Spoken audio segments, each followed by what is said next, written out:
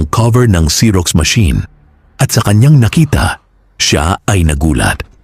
Ang loob nito ay puno ng mahahabang buhok na tila gumagalaw at umaagos pabalik sa loob ng Xerox.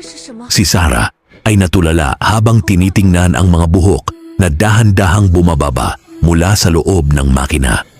Upang malaman kung ano ang nasa loob ng machine,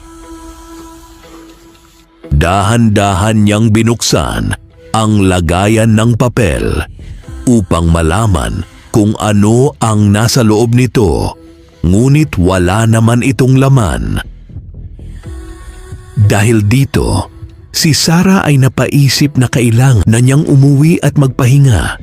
Baka dahil sa pagod, iba-iba na ang kanyang nakikita.